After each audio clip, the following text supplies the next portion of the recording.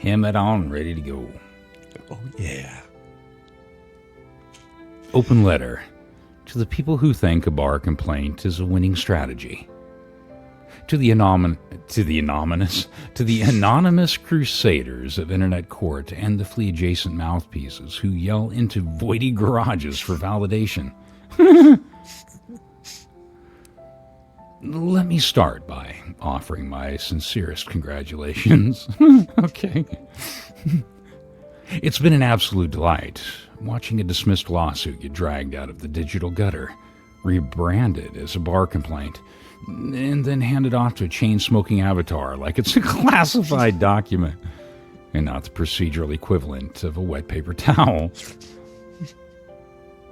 It takes a very special kind of stupid to lose a lawsuit so badly that you have to delete your entire online existence. And then, instead of learning from the spectacular self-immolation, you decide to repackage the same lies and dump them on the Florida bar's desk like it's the plot twist that will finally redeem your crumbling fanfiction arc. You were mad someone reported on you, laughed at you, read your filings out loud, or simply said, "This is fucking nuts." And instead of answering the criticism, you tried to nuke it. In court. Really? Oh, golf clap. Bravo. This isn't just petty. It's Special Olympic level petty. It's, "I trained for years with a coach named Defamation doesn't mean what you think it means. And it still managed to trip over my own ego at the starting line." Levels of petty. The kind of petty that gets statues built out of restraining orders and broken NDAs. Let's rewind for the audience at home. You filed a lawsuit. Correction. You flopped a lawsuit that was allegedly about defamation, but was transparently a shotgun blast aimed at anyone who dared to repeat what was already in court records, public filings, or, God forbid, react to your behavior. The moment anyone accurately quoted you, questioned your motives, or even looked at you too hard in a thumbnail, you screamed, "Slander!" and threw a hissy fit wrapped in Times New Roman. You filed claims so fragile they crumbled before they reached a hearing, and when you realized the only thing you were proving was your own instability, you quietly hit eject, and then ran to the nearest whisper chamber to cry, "They're threatening me and my kids." No one bought it. No one ever threatened your children. That fantasy was manufactured from paperwork collapsed, and you needed something to justify the fact that you voluntarily dismissed your own narrative.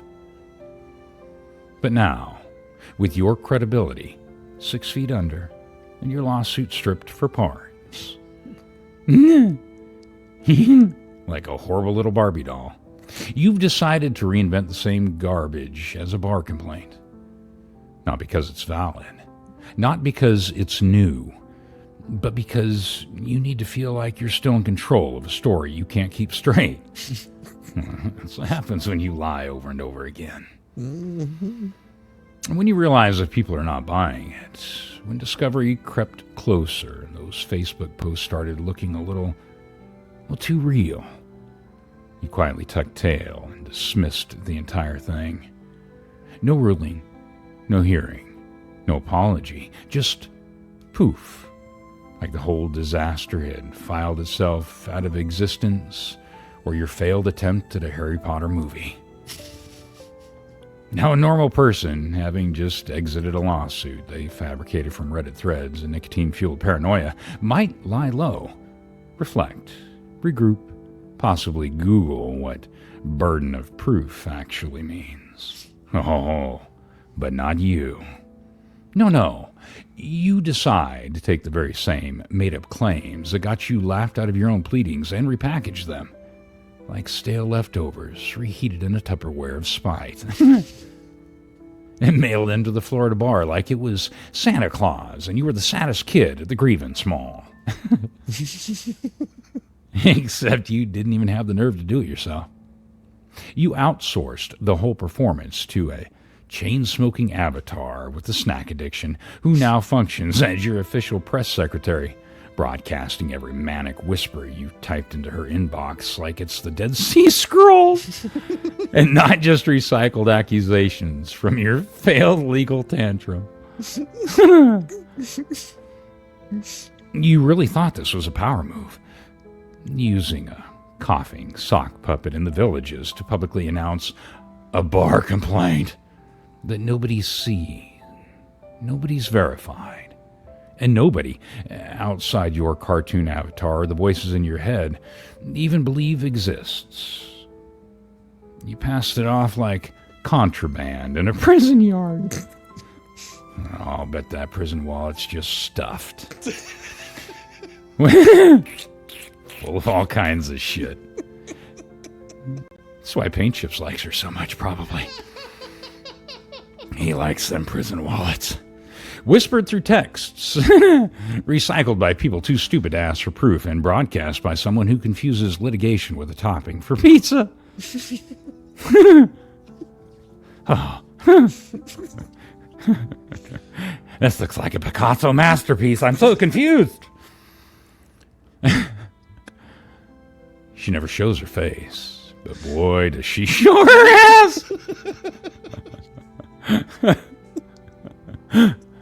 Every time she lights a cigarette and chews her next sentence into the mic like a court exhibit, like it's a court exhibit, she gives away exactly what that is. A tantrum with a headset, a spite parade, a bedtime story for people allergic to facts and high-functioning reasoning. You want to accuse someone of misconduct?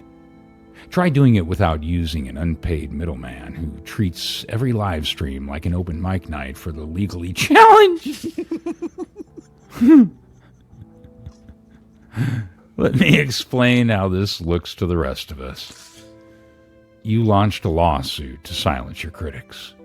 You got caught. You ran. And now you're trying to punish the guy who called your bluff.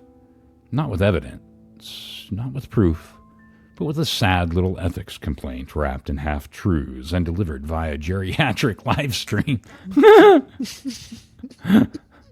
And the bar. If they've even received your masterpiece, and that's a big if, since all evidence of your claims comes from someone who breathes like she's battling a Pringles can in every sentence. I gotta get that last crumb. Licking the sides and everything. Breaking it open.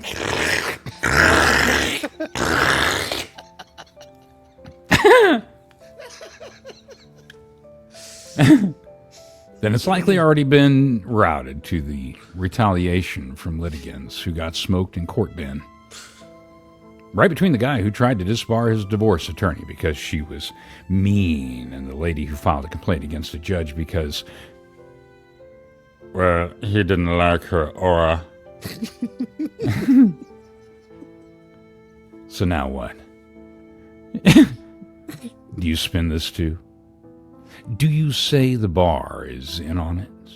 Do you go back on the stream and say, they're just dragging their feet? While your favorite voice actor continues chain-smoking your latest hallucination into a discount microphone?